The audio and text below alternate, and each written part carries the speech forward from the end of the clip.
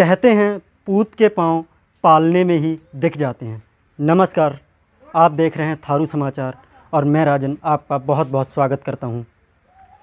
दोस्तों, आज हमारे साथ हैं संजू राणा, जिन्होंने प्रदेश भर के जनजाति विद्यालय जो संचालित हैं, कुल 16 विद्यालय संचालित हैं जनजाति से संबंधित। तो उन प्रदेश भर के विद्यालयों में इन्होंने 10वीं की परीक्षा में प्रथम स्थान हासिल किया है।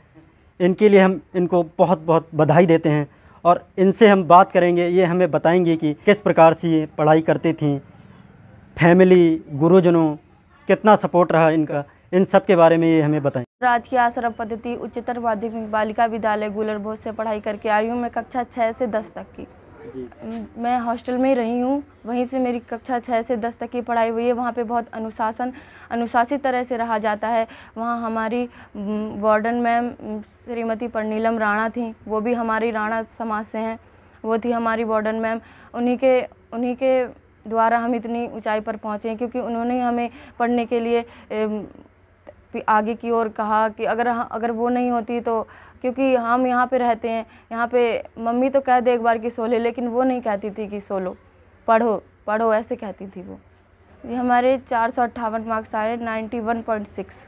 मेरे प्रिंसिपल का नाम श्री वासुदेव आर्य है। उनका फुल सपोर्ट रहा हमें। जिस तरह की भी कठिनाई होती थी वो हमें फुल सपोर्ट करते थे। जी।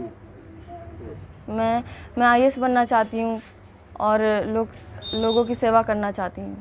आपके मैथमेटिक्स में कितने नंबर आए थे? सर, मेरे थ्योरी में 65 आए हैं प्लस 85। और साइंस में? साइंस में 68 आए हैं।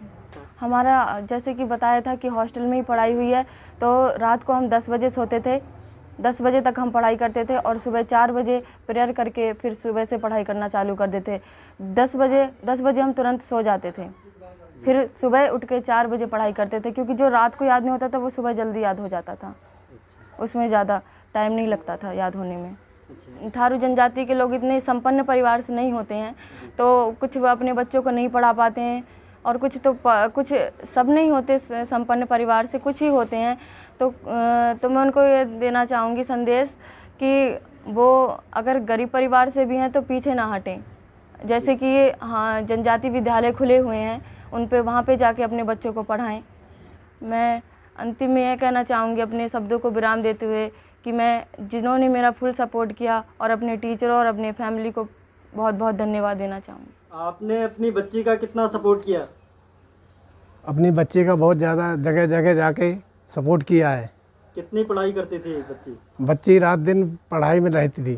तो वहीं दूसरी ओर पुष्पा प्रियंका सरस्वती विद्या मंदिर इंटर कॉलेज नानकमत्ता के छात्र अमन राणा ने 12वीं की परीक्षा में कुल 88% अंक प्राप्त किए हैं। पुष्पा प्रियंका सरस्वती विद्या मंदिर इंटर कॉलेज नानकमत्ता में पढ़ाई करता था। मेरे 12th में 440 नंबर आए हैं। सब्जेक्ट कौन कौन से थे? Subject PCM। घर वालों का फुल सपोर्ट रहा? हाँ, घर वालों का फुल सपोर्ट रहा। जल्दी उठा देते थे और पढ़ाई के लिए कहते रहते थे। मैं भी पढ़ाई करता ही था। क्या बनना चाहते हो अपनी लाइफ में? क्या बनोगे आगे? मेन फोकस तो इंडियन एयर फोर्स में है। इंडियन एयर फोर्स में जाना चाहते हो? हाँ, जिसके लिए तैयारी कर रहा हूँ मैं। आपके गुरुजनों का कितना सपोर्ट रहा? गुरुजनों का उस तरह से सपोर्ट रहा जिस तरह से छोटे पौधे के लिए एक बेड़ा काम करता है। हाँ जी। मतलब किसी भी मुसीबत से, जैसे आंधी तूफान से आने के लिए बचाता है, उसी तरह से एक सीधा तना बड़ा पेड़ करने के लिए वह सहारा देता है, जिसकी जड़ें मजबूत होती हैं। मतलब आंधी आए तो उसे गिरने से बचाता है। इस तरह से उनका सपोर्ट मिला। मेरे मैथ्स वाले सब्जेक्ट में आए 97 नंबर, फिजिक्स में 89 नंबर, केमिस्ट्री में आए हैं 91 नंबर। 91। हाँ।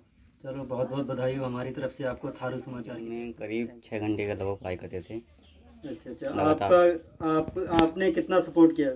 हमने उसको क्या कहते हैं सपोर्ट काफ़ी किया। कुछ भी जानकारी हमें है जो उसको देते हैं और बताते हैं कि ये पढ़ाई करो तो इससे ये होगा, अच्छी नॉलेज देते हैं। और वैसे कि सपोर्ट काफ़ी करते हैं अपनी तरफ से। जी, पूरा सहयोग रहा? पूरा सहयोग रहा।